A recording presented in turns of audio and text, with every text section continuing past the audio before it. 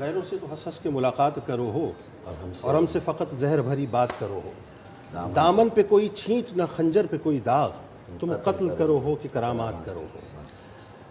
بہت یہ بات ہوتی ہے صاحب کہ دنیا کو ہم صحیح طور سے اپنا مقدمہ پیش نہیں کر پائے، ہم نے صحیح طور سے کشمیریوں کا جو معاملہ ہے وہ پینٹ نہیں کیا، ہم نے صحیح طور سے دنیا کو یہ بتلایا نہیں کہ وہاں پر کتنا ظلم و ستم کا بازار گرم ہے یا کتنی قیامت صغریٰ وہاں پر بپا ہے۔ میں اس بات کو مانتا ہی نہیں صاحب۔ جو دنیا گوگل پر دنیا کے کسی بھی کونے، کسی بھی خطے، کسی بھی ملک، کسی بھی شہر، کسی بھی محلے اور کسی بھی گلی میں اور کسی بھی گھر میں بیٹھے شخص کو سرچ کر کے اس کو اپنا ہدف بنا سکتی ہے، اس دنیا کو کیا یہ نہیں معلوم کہ اس وقت کشمیر کے اندر کتنی بڑی قیامت صغریٰ بپا ہے؟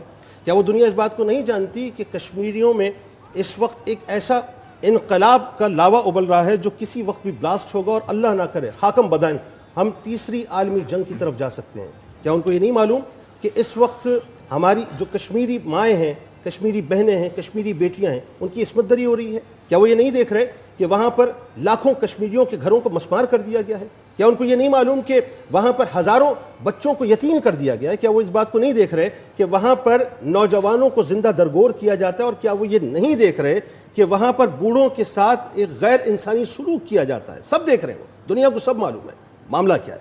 معاملہ یہ صاحب کہ اس بات کو تھوڑا سا ذرا انسانی، یہ جو ہمارا ایک جملہ ہمارے یہاں آتا ہے نا کہ صاحب یہ انسانی معاملہ، انسانی المیہ، انسانی حقوق کی بات، انسانی المیوں کی بات ان معاشروں میں ہوتی ہے جہاں پر انسان بستے ہیں۔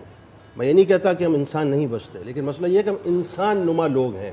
یہ جو دنیا ہے نا یہ ایکچولی اب انسانوں کی نہیں رہی ہے، یہ طاقتور لوگوں کی دنیا ہے۔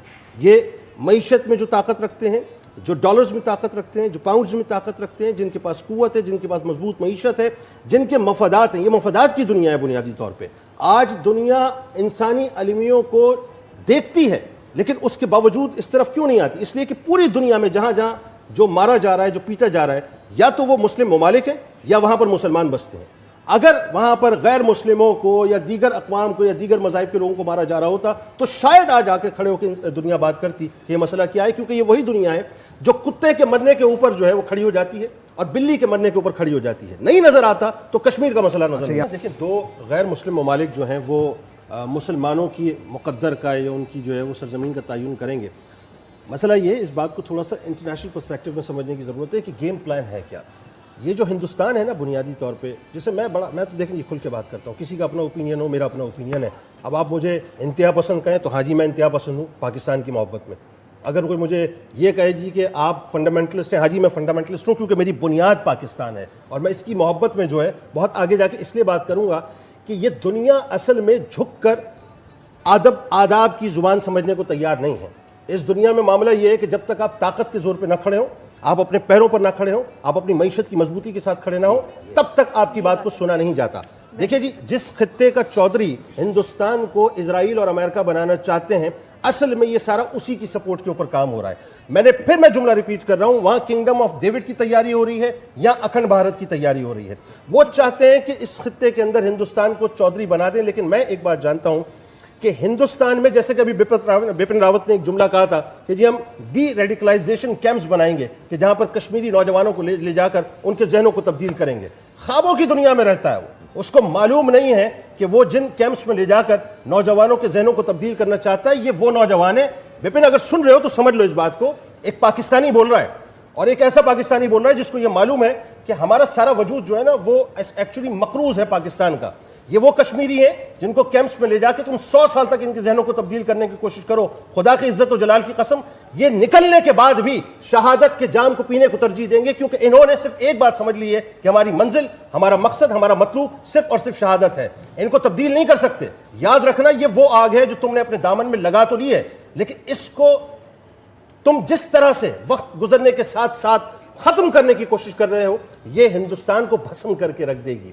اور ایک بات اور صاحب، یہ جو بار بار ہم بیٹھ کے معذرت خانہ رویہ اختیار کرتے ہیں، دیکھیے صاحب یو این آپ کے لیے کچھ نہیں کرے گا، یہ آپ طے کر لیجئے۔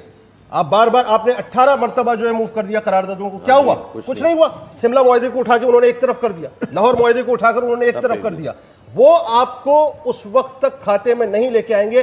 ان کے یہاں سے کھڑے ہو کے یہ آواز اٹھتی ہے. ابھی منوج نے کہا, وہ منوج جو ان کا نیا جو اپنا ان کا جو سیناپتی آیا ہے, اس نے کھڑے ہو کر کیا کہا؟ اس نے کہا جی پارلیمنٹ اجازت دے, میں آزاد کشمیر کے اوپر چڑھائی کرتا ہوں اور آزاد کشمیر لوں گا. اس کی اوقات کیا ہے؟ یہ سمجھتا ہے کہ یہ کرانتی فلم کا منوج کمار ہے جو سب کچھ کر لے گا. یہ پاکستانی ہے, پاکستانی.